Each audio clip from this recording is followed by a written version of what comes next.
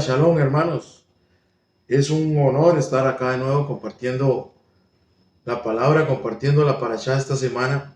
Esta semana nos corresponde o nos correspondió aprender sobre la parashá Ki-Tet-Tei, que significa cuando salgas. Y nos habla sobre diversas leyes que debemos de cumplir. El Eterno nos está llevando por un camino donde tenemos que aprender y valorar criterios sobre nuestra vida que debemos de reparar o que debemos de aprender a controlar. Para empezar, Él nos habla de el matrimonio con prisioneras de guerra. Dice así la primera parte. Dice, cuando salgas a la guerra contra tus enemigos y el Señor los entregue en tus manos y hagas prisioneros.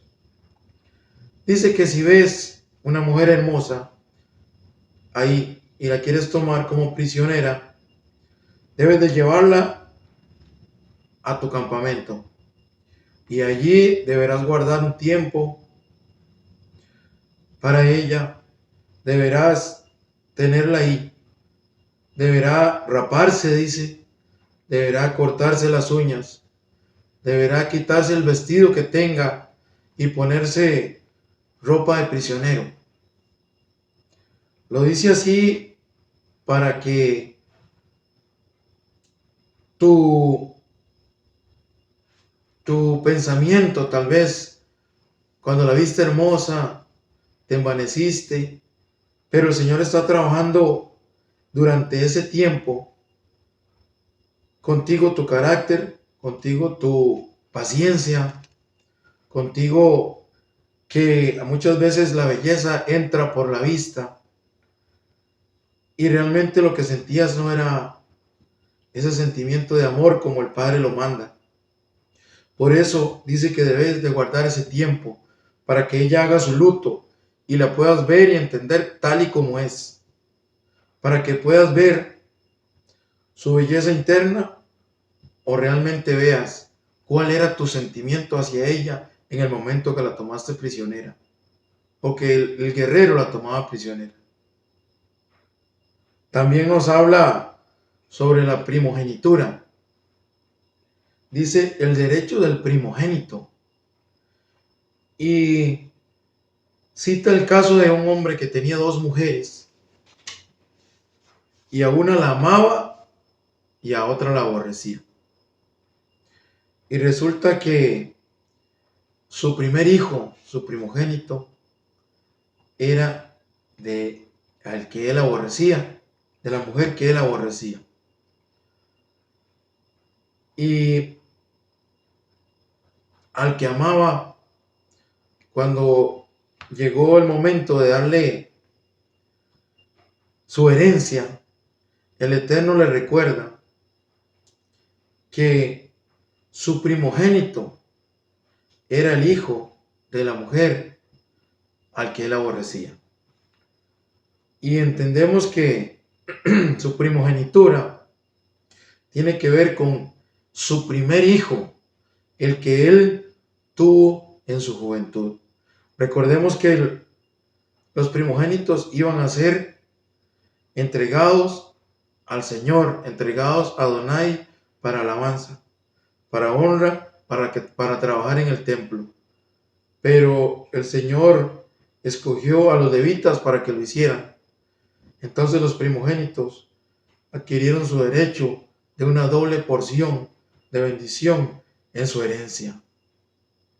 Por eso, el primogénito de un varón, el primogénito es aquel hijo del cual fue dado desde su juventud, su primer hijo, su primogénito, y tiene derecho a eso aún cuando tenga más hermanos. Y el derecho a la primogenitura no la pierde. Eso nos enseña el Eterno. Nos habla también sobre el hijo rebelde y cita así Dice, si un hombre tiene un hijo rebelde o obstinado, dice que hay que llevarlo ante los sacerdotes y presentarlo. Hay que exhortarlo y hacerlo entender que está en un error, que está en pecado. ¿Qué significa el pecado? El pecado significa desobedecer o no cumplir, transgredir la Torá, las enseñanzas del Eterno. Y sabemos que la paga del pecado es la muerte. Entonces, si tenemos un hijo, o si ese hombre tiene un hijo, el cual está en pecado, el cual desobedece Torá, desobedece la enseñanza, y el Eterno lo exhorta, y el Eterno lo trata de hacer entender que está en pecado, y él no quiere entrar en razón, su paga por su desobediencia, por su rebeldía, es la muerte. Y tal vez no la muerte que vas a morir, que vas a caer ahí en ese lugar muerto, o que te van a apedrear, como dice la palabra que debiera ser, sino que debe ser una muerte espiritual, que es aún peor. Una muerte espiritual en la cual no tendríamos cabida con el Eterno en su reino. Con Yeshua sería aún peor. También habla de diversas leyes, como si cuando salgas y veas algo de tu hermano, cuando salgas y veas que un animal o una oveja o un buey de tu hermano esté ahí fuera y tú sabes que es de él y no le ayudas y no lo guardas y no se lo devuelves, te haces de la vista gorda, te haces de el inocente, como que no sabes nada, y lo permites que esté ahí, te será contado como pecado. Y lo veo, no cita sobre animales, sobre cosas, pero imagínense ahora, en este momento, cuando en la sociedad pasan tantas cosas y tú encuentras algo tirado de tu hermano, o sabes que algo está pasando en el lugar donde estás, donde trabajas, algo que no es debido, algo que no debieras hacer, y te quedas callado, compartes eso y lo pasa a ser parte como pecado. Debes de ayudarlo, debes de ayudar a tu hermano, debes de tomar eso. Dice que si encuentras algo y sabes de quién es, debieras de guardarlo en tu casa y cuidarlo y tenerlo. Y cuando veas al dueño de esa cosa, de ese animal, de esa cosa que te encuentres, debieras devolvérselo. ¿Por qué? Porque ahí estamos aprendiendo o estamos formando los valores de la honestidad, de la honradez, que debiera ser así para que el mundo sea un mundo diferente, para que cada uno de los hijos de Adonai, de los hijos del Eterno, así es como debiéramos de comportarnos, siendo honrados, siendo humildes, sabiendo que en todo lo que tenemos el Eterno nos lo ha dado y nos lo ha dado bajo ese cuidado, y tenemos que cuidarlo y cuidar lo que es de nuestros hermanos como si fuera nuestro, porque así nos gustaría que hicieran con nuestras cosas. Si algo se nos extravía, si algo se nos pierde, si algún animalito o algo se nos escapa, nos gustaría que nos lo devolvieran, y aún de la mejor manera, cuidadito. También en esta parashá nos habla del matrimonio, sobre el matrimonio como una ley muy importante. El matrimonio como matrimonio para la eternidad, para toda la vida, como lo dice, hasta que la muerte nos separe. Porque ahora es muy común escuchar a la gente de afuera, los que no entienden, decir, no importa, puedes estar con una mujer, con otra, Y si no funciona, vaya, no pasó nada. Puedes seguir adelante con tu vida. Pero eso no es así. El Eterno nos enseña que en el momento que te unes con una mujer y tienes relaciones o consumas ese matrimonio o ese acto, eres uno con ella hasta que la muerte los separe. Por eso tienes que estar muy seguro de lo que vas a hacer. Tienes que estar muy seguro del amor que tienes hacia esa mujer con la cual te vas a unir. Porque el matrimonio es sagrado y así lo establece el Eterno, como un matrimonio, como un mandamiento sagrado, como un acto sagrado por el cual nos unimos a una mujer y somos uno hasta que la muerte nos separe. Podremos divorciarnos o podremos hacer lo que sea muchas veces, pero esa mujer a la cual nos unimos seguirá siendo nuestra esposa hasta el final. Aunque simplemente se me haya pasado el encanto. Como dicen, si se te pasó el encanto no pasa nada. No funciona así. Así no funciona. El Eterno tiene un ejemplo de matrimonio perfecto, de matrimonio en amor, de matrimonio como manda su Torá, en amor, en santidad, en honestidad. Nos sigue hablando sobre leyes sanitarias, dice. Leyes de higiene en tu campamento. Y qué importante, ¿no? Dice ahí que debieras de tener un lugar donde ir a hacer tus necesidades, que sea fuera del campamento para que no se contamine.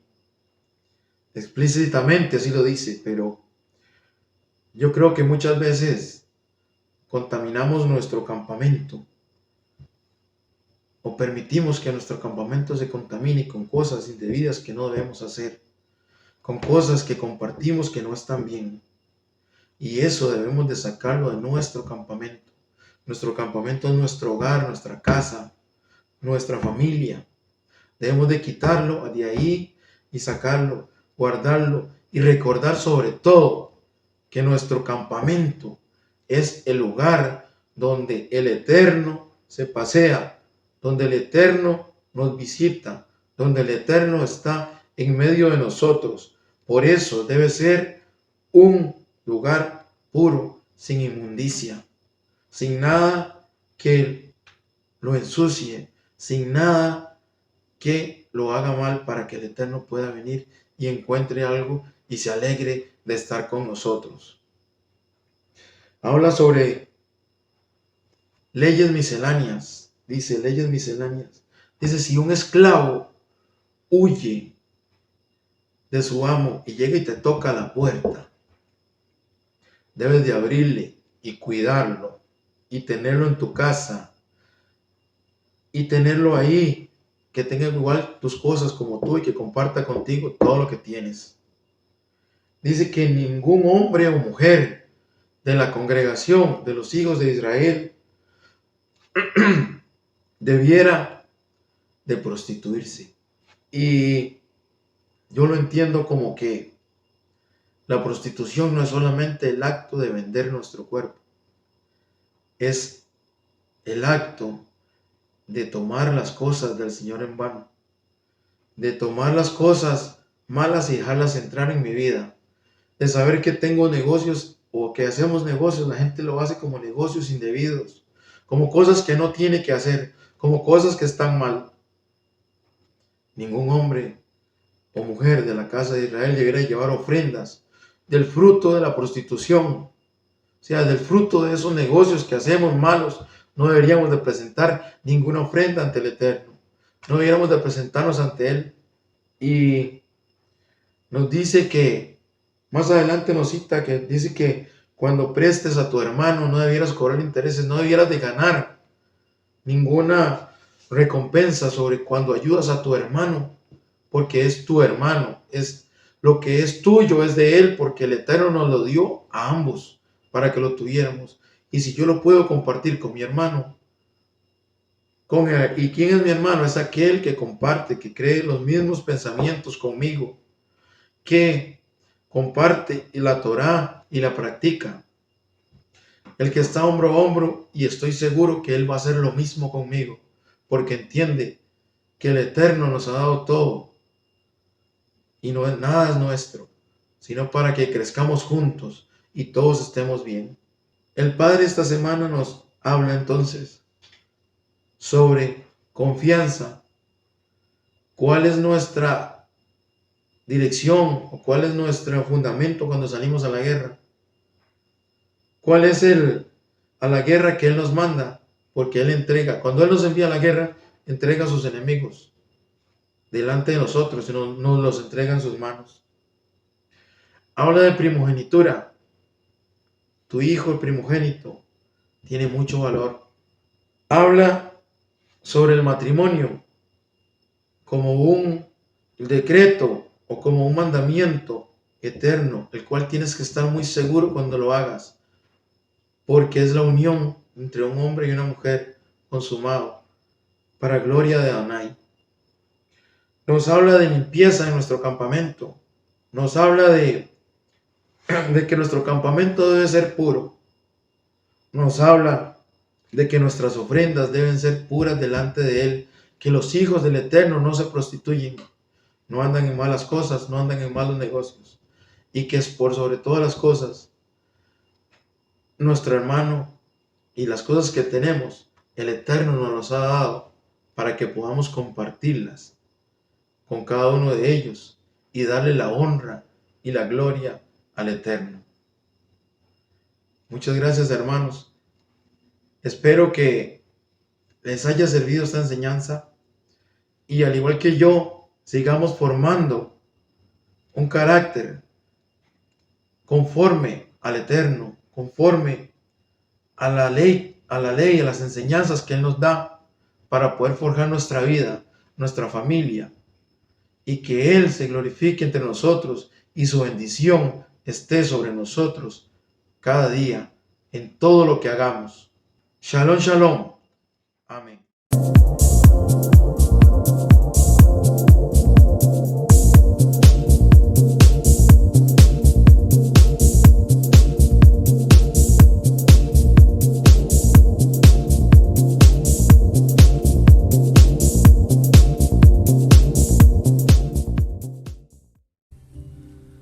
Hola, ¿qué tal nuevamente? Un día más compartiendo la palabra y la escritura de nuestro Eterno con cada uno de ustedes. Qué honor poder estar una vez más frente a ustedes en sus casas o en sus celulares, donde quiera que nos sintonicen en este momento. Espero que estén pasando un Shabbat lleno de armonía y de paz. Bueno, vamos a ver los puntos de la Aliyá 5 a la 7. Y esta aliyá, recordemos una vez más, esta parachá, se llama Ki Tetse, que significa cuando saldrás o cuando salgas. ¿Qué tal si empezamos leyendo como al principio lo veíamos de Barín o de Deuteronomio, como lo más conoces tú, 24:8? Leo para ustedes. Dice, cuando haya un brote de Zara, ten cuidado de observar y hacer justo lo que los Kohanim o los sacerdotes, que también son Levín, te enseñen. Nos advierten, ten cuidado de hacer lo que yo les ordené a ellos. Amén. Gloria a Dios por esa, gloria a nuestro Elohim, a nuestro Abba por esa palabra. Vemos como acá en este versículo dice, cuídate de la aflicción de la Zara. También podemos ver que esto es más que todo una enfermedad de la piel. Algunos lo podrían traducir como la lepra, pero en sí tiene que ver con algo más allá, algo que trasciende lo espiritual, algo que está aquí adentro, que no es exactamente la lepra. También lo podemos leer de esta forma. Mira lo que dice. El que expresa el mal con el poder de la boca. Qué tremendo. Y quiero que por un momento nos retrocedamos en la historia y vayamos a la niñez de Miriam, ¿sí? La que sería esposa de Moisés, hermana de Aarón. Fíjate esto que pasó tiempo atrás. Remontemos la historia un poco. Yo sé que usted la conoce conmigo, tal como yo. Resulta y sucede que en el tiempo cuando Miriam era niña, bueno, ya ustedes conocen que el faraón había mandado pues a eliminar lastimosamente a todos los niños israelitas. Lamentablemente consiguió eliminar a muchos. Pero cuando el faraón dio esa palabra, resulta y sucede que aparece Miriam en la historia. Bueno, el papá de Miriam le dijo a los demás israelitas, bueno, tenemos que hacer algo. Y lo que vamos a hacer es que para que no maten más niños de nuestros hijos, lo que vamos a hacer es lo siguiente. Bueno, muy fácil. Vamos a hacer que todos los que estén casados se divorcien, que se separen. Así nadie va a tener hijos y no hay víctimas que perder. Bueno, y aparece Miriam en la historia y resulta que Miriam desde pequeña, bueno, parece que tenía un alto grado de elevación espiritual. Y dice la palabra que llama al padre y le jala las orejas, lo exhorta y le dice, papá, eso que estás haciendo está mal. Imagínate una niña pequeña diciéndole al papá, te voy a jalar las orejas porque eso que estás haciendo está mal. ¿Sabes por qué? Porque ciertamente el faraón está mandando a quitar nuestra descendencia, pero tú le estás prohibiendo a las demás personas engendrar hasta las niñas.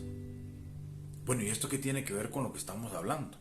Bueno, porque es que necesitaba darlo como ejemplo para ver el contraejemplo que vamos a poner ahora respecto a este versículo de la boca.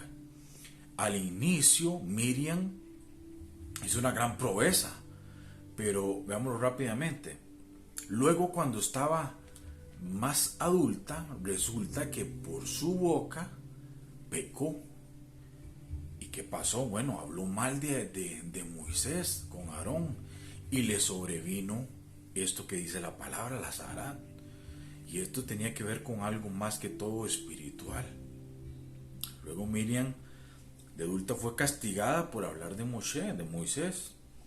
Vemos como el Eterno nos está diciendo, cuídate de esto porque es importante, y quería hacer enfoque en esto que realmente es de suma importancia para nosotros como israelitas poderlo entender y abarcar de la mejor forma. ¿Qué nos enseña este hecho?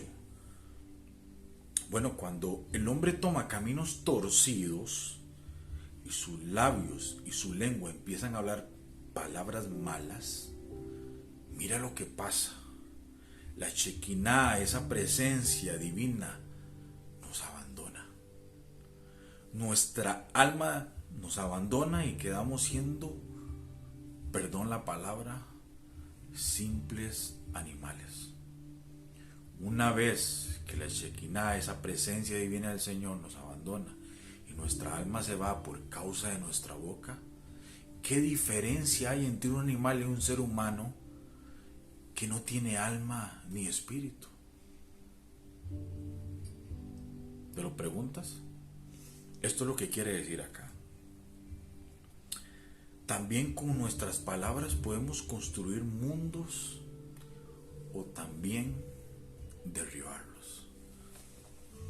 Luego, queridos hermanos, en la aliyá número 5 nos habla de que no nos aprovechemos de nuestro prójimo en cuanto somos o servimos de préstamo de dinero para nuestros prójimos. Como por ejemplo, nos enseña que no debemos cobrar intereses sobre el dinero que prestamos. Les cuento muy rápido una historia, bueno, no tengo mucho tiempo. Resulta que yo hice un negocio hace mucho tiempo atrás. Lastimosamente ese negocio no terminó bien. Me quedaron debiendo un dinero. Yo, personalmente, me pasó las de Miriam. Hablé. Ese dinero que me quedaron debiendo me causó mucho mal en mi vida, en mi corazón. Se dolió, se dañó por causa de esto. Y la verdad que la pasé muy mal. Por algo el Eterno nos hace énfasis en que en este tema aquí casualmente lo podemos aprovechar. Una cosa siempre lleva a la otra. En este caso es que este negocio me produjo mal a mí, dañé mi corazón, dañé personas ajenas a mí, familiares que yo actualmente aprecio mucho y que entiendo que esta causa de yo estar en esa cosa, ¿cuándo me vas a pagar? ¿Cuándo? Yo necesito el dinero. Al final el esclavo era yo, mendigando algo de que yo había dado. El Eterno nos dice aquí, siempre que lo hagas, ¿sabes qué? Cuida tu corazón, da prácticamente sin esperarlo a cambio. ¿A cambio qué? Que te devuelvan casi como un acto de caridad, sin esperar nada a cambio. Mira lo que dice la aliyá número 7. No retener la paga del salario, y nos enseña que debemos pagar su salario incluso antes del anochecer. Cuando tú eres empleador, procura, como una ética israelita, que cuando tú emplees a alguien, págale a tiempo, incluso antes del anochecer. Lo que quiere decir, ten presente que andes siempre delante, no atrás, no te atrases en lo absoluto. Y termino con esto último, que se me va el tiempo. Dice, por último nos enseña de la sedaká. Y mira esta frase que me llamó muchísimo la atención. Disculpen mi hebreo, estamos mejorando en este sentido. Dice, lejate iré sedaká, que podría leerse de esta forma: mientras lo tuyo aún es tuyo. Es decir, mientras aún en vida, mientras aún estés en vida y eres tú quien tiene el dominio de tus bienes, entrega caridad. La sedaká ha sido parte de nuestra enseñanza en los últimos tiempos. Personalmente, nuestra familia, el Señor ha tratado esta área con nosotros de una manera muy especial y nos ha hecho entender la importancia que tiene siempre el dar.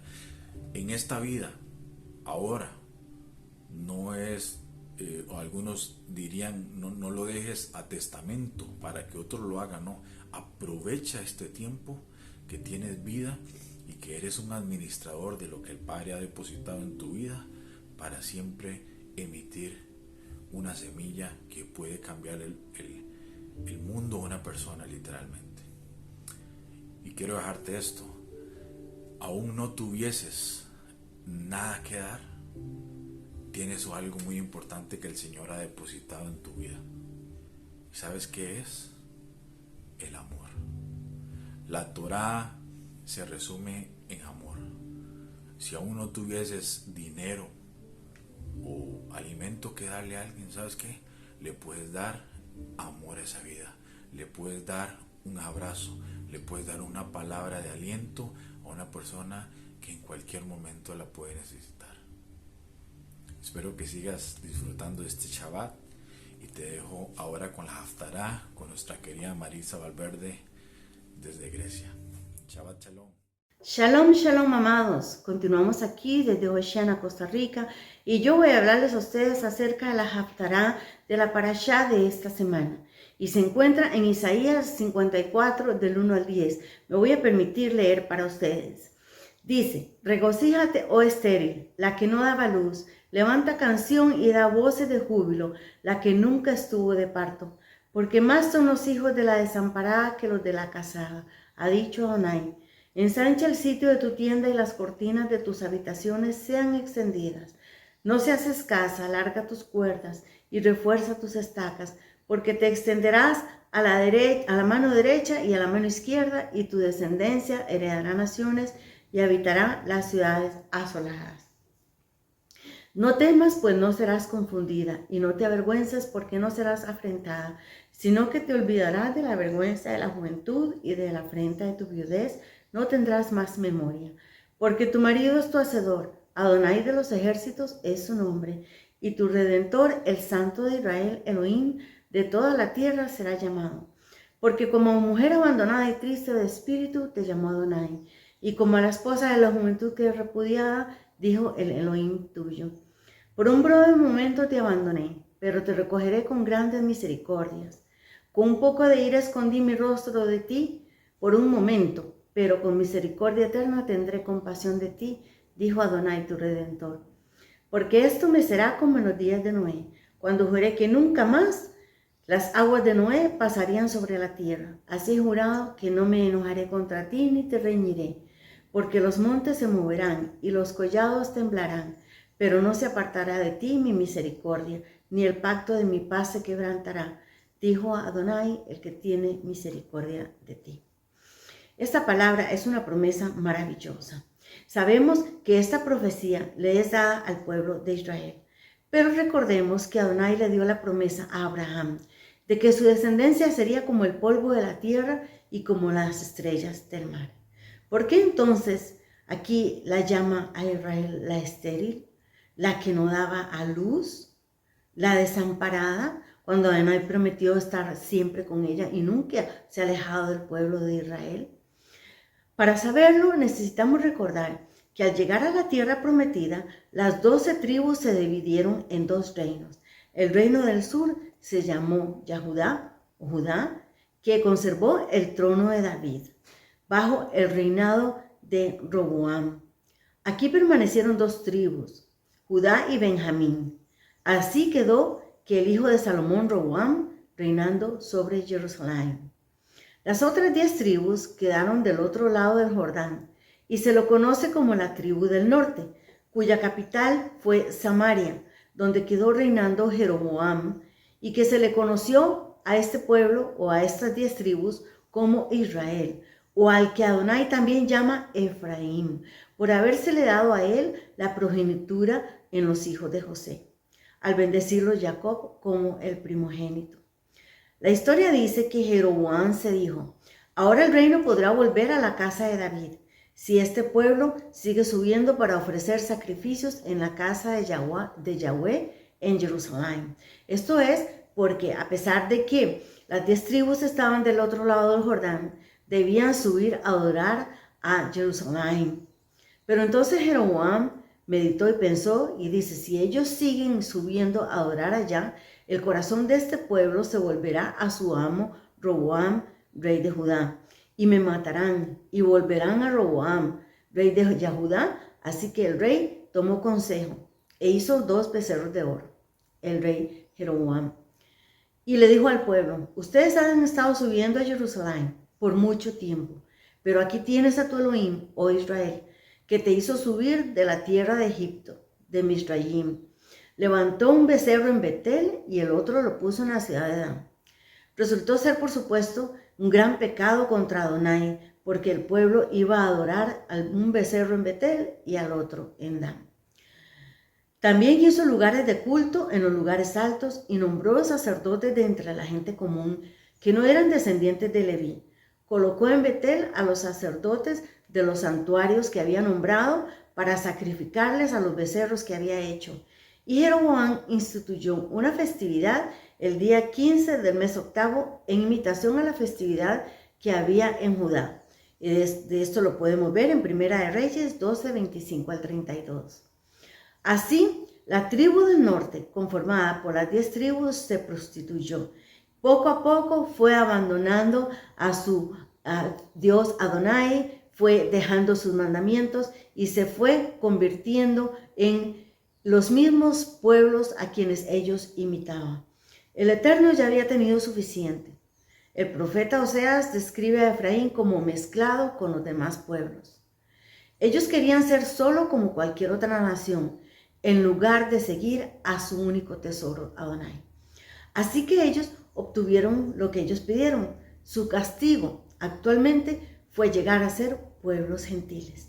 Fueron tras el engaño y quedaron engañados. Imitaron a las naciones que estaban a su alrededor, a las cuales Adonai les había prohibido emular. Rechazaron todos los mandamientos de Adonai, su Elohim. Se hicieron ídolos fundidos, 2 becerros y un poste sagrado de acera. Se postraron ante todo el ejército del cielo y adoraron a Baal. Entregaron al fuego a sus hijos y a sus hijas. Practicaron augurios y adivinaciones y se entregaron a hacer lo que desagradaba a Adonai, provocando su ira. Por eso Adonai se enojó en gran manera contra Israel, o sea, esta tribu del norte, y los quitó de su presencia. No quedó sino solo la tribu del sur, Judá, que estaba compuesta por la tribu de Judá y de Benjamín. Esto está en 2 de Reyes 17, del 1 al 18. Jacob había prometido que los descendientes de Efraín llegarían a ser un pueblo y también sería grande. En Génesis 48, 19 lo dice. Aquí tenemos una de las más maravillosas e importantes profecías de la Escritura. Al bendecir a Efraín por sobre su hermano Manasés, declara que la semilla o cera de Efraín llegará a ser el Meló Hagoyim, o sea, la plenitud de los gentiles. La semilla física de Abraham, Isaac y Jacob, que fue prometida para, literalmente, llenar la tierra un día como la arena y polvo de la tierra y como las estrellas del cielo, ahora vendría a pasar en y a través de Efraín, su descendencia. Esta sería el vehículo a través del cual la gran y preciosa promesa única de multiplicación de su descendencia física ocurriría literalmente. El término Malek Hagoyim es plenitud de los gentiles. Así se extendió los descendientes de la tribu de Israel, de Efraín, de estas 10 naciones, por toda la tierra. Esto vuelve a aparecer en Romanos 11, 25, 26. Y yo sé que usted lo recuerda, cuando Saúl dice: no quiero, hermanos, que ignoréis este misterio, para que no seáis arrogantes en cuanto a vosotros mismos. El endurecimiento de una parte, dice, de una parte de Israel durará hasta que haya entrado la plenitud de los gentiles. Luego todo Israel será salvo.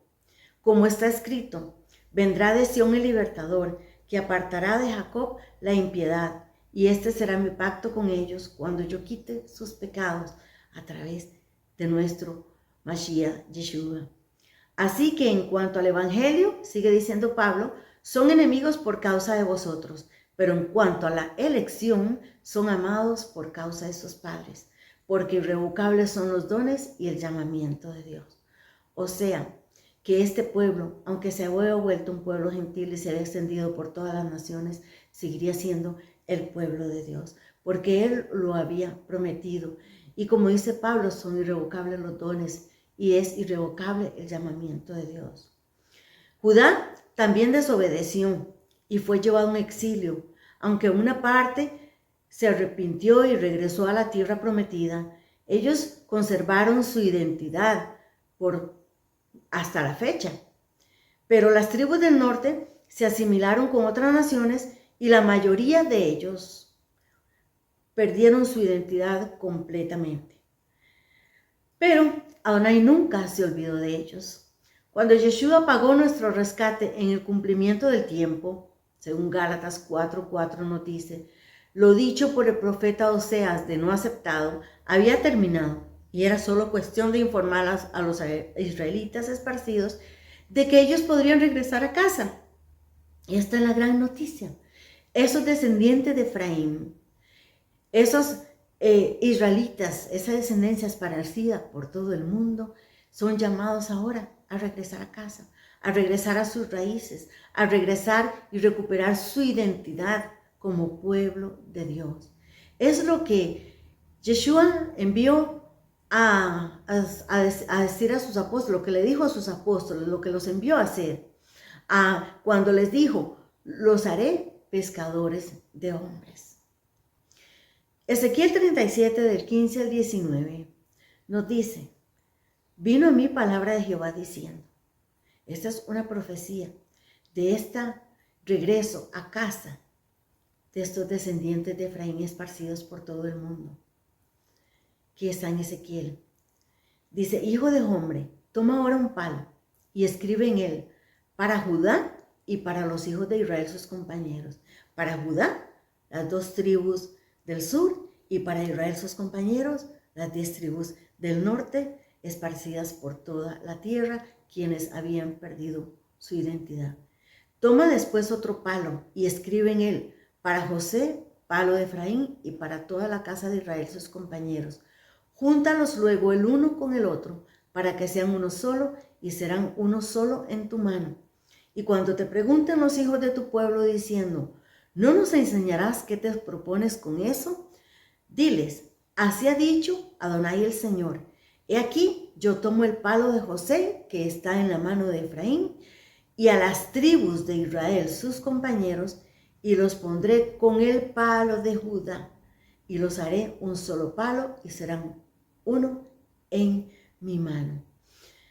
Por tanto, la profecía dice que los descendientes de la tribu del norte, que habían sido formadas por esas 10 tribus de los hijos de Jacob, conocida como Israel o Efraín, los cuales vinieron a convertirse en la plenitud de los gentiles y se esparcieron como la arena del mar, como el polvo de la tierra y como las estrellas del cielo, se unirían a la tribu de Judá, que había quedado en Jerusalén, con las 2 tribus de Judá y de Benjamín. Y serían, dice, uno solo en las manos de Adonai. A esa tribu del norte es que va dirigido Isaías 54 que leímos al principio. A ellos es a quienes Adonai llama estéril, la que no daba a luz, la que no dio luz por mucho tiempo, por muchísimos años, y que ahora está produciendo nuevamente a hijos, que está dando a luz de nuevo a aquellos que deben regresar a la casa del Padre, aquellos que deben recobrar sus raíces, aquellos que deben saber de dónde son descendientes a través de Yeshua, a través de ese sacrificio precioso que Él hizo por nosotros para volvernos y reconciliarnos con el Padre. Entonces le dice que son más sus hijos, estos hijos de la desamparada, ha dicho Jehová. Le dice que ensanche su tienda, las cortinas de sus habitaciones sean extendidas, porque son muchos los que van a volver, muchos los que van a regresar a casa. Le dice, no seas escasa, alarga tus cuerdas, refuerza tus estacas, extiéndete, porque necesitas abrir espacio para todo el que va a venir. Dice, se va a extender a la mano derecha, a la mano izquierda, y que su descendencia va a heredar naciones y habitará las ciudades asoladas.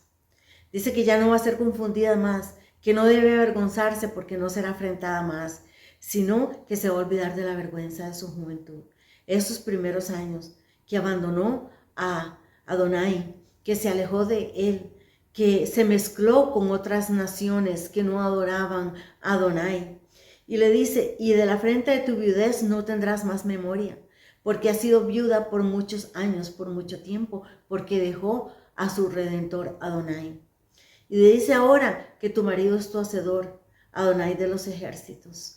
Es maravilloso esta palabra, es maravillosa esta promesa de restitución para aquellos que se alejaron, aquellos hijos de Israel que se alejaron, que perdieron su identidad y que se esparcieron por toda la tierra. Y a quienes ahora Adonai les dice que regresen, a quienes ahora Adonai los llama para que vuelvan otra vez a recobrar su identidad y otra vez a volver al pueblo de Israel.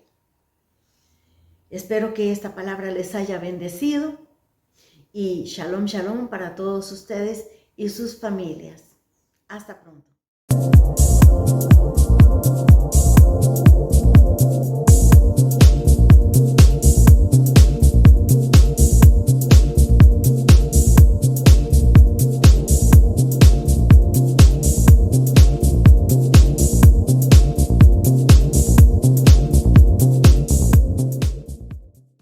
Shalom y bendiciones. Muchas gracias por acompañarnos en este compartir de la parashá de la semana que se llama Kitetse y significa cuando salgas. Específicamente estaré compartiendo la porción del Brit Hadashah que asignado a la parashá de la semana sobre el libro de Revelaciones, o también conocido como Apocalipsis, específicamente del capítulo 12 al 14. Como sabemos, el libro de Revelaciones o de Jasón nos muestra la revelación y profecía que se dio a Juan sobre todos los eventos que tendrán que acontecer como preámbulo de la venida de nuestro Rey Yeshua. A través de la lectura y meditación de este libro, podemos observar en repetidas ocasiones que nos habla de señales, como por ejemplo, si usted gusta me puede acompañar al capítulo 12, el verso 1, que dice así: Ahora una gran señal fue vista en el cielo, una mujer vestida del sol, la luna debajo de sus pies y sobre su cabeza 2 estrellas. También en el versículo 3 de este mismo capítulo 12 nos habla de otra señal en el cielo y dice así: Otra señal fue vista en el cielo. Había un gran dragón rojo con 7 cabezas y 10 cuernos, y en sus cabezas 7 coronas reales. Esto nos habla primeramente que nuestros ojos tienen que estar puestos en lo celestial más allá que en lo terrenal, y de tener nuestros sentidos espirituales habilitados para ser entendidos en los tiempos, sabiendo que el regreso de nuestro Rey Yeshua está cerca. Desde el principio se nos enseña a tener nuestros ojos puestos en el cielo, como lo indica el libro de Génesis o Bereshit, en el capítulo 1, en el verso 14, que dice lo siguiente: Haya luceros en la expansión de los cielos, para apartar el día de la noche, y sean por señales para fiestas señaladas y días y años. También podemos encontrar en el Salmo 19, verso 1, lo siguiente: Los cielos declaran la gloria de Adonai. La bóveda del firmamento habla de la obra de sus manos. Y también, entre mencionar unos cuantos versos de los tantos que podemos encontrar, tenemos a Colosenses 3:2 que dice: Poned tu mirada en las cosas de arriba y no en los de la tierra. Entendiendo esto, comprendemos que nuestro Padre Eterno nos ha dejado un registro en su palabra y en toda su creación de todo lo que habrá de acontecer. Y nuestra responsabilidad como pueblo de Elohim no es tener miedo, o lo contrario, ignorar la instrucción y el llamado que nos está haciendo el Padre a ser diligentes y responsables en buscarlo mientras Él pueda ser hallado, en guardar su Torah y así honrar a nuestro Rey Yeshua, porque en Él y por Él podemos guardar por amor sus mandamientos, no siendo esto un yugo difícil ni una carga pesada, porque como sabemos, en Yeshua el yugo es fácil y ligera es su carga, como lo dice Mateo en el capítulo 11, verso 30. No es necesario quitar o añadir nada a su palabra. Todo está diseñado para que la cumplamos en gozo y en amor por medio de Yeshua. Entonces, como nos muestran los capítulos 12, 13 y 14 de Apocalipsis o Revelaciones, vendrán días de tribulación, los cuales hemos visto en los últimos tiempos que definitivamente han iniciado, donde vemos la ira de Hasatán, del diablo, que viene a robar, matar, a destruir y sobre todo a engañar. Lo que nos requiere a nosotros como pueblos y como hijos de nuestro Elohim, el tener nuestros sentidos habilitados. ¿Para qué? Para que podamos ser apercibidos en los tiempos. Pero sabemos que hay una promesa. Conforme nosotros hemos avanzado en guardar y estudiar la Torah, hemos visto que hay una promesa de resguardo y bendición para el pueblo que guarda sus mandatos y que es fiel a Adonai.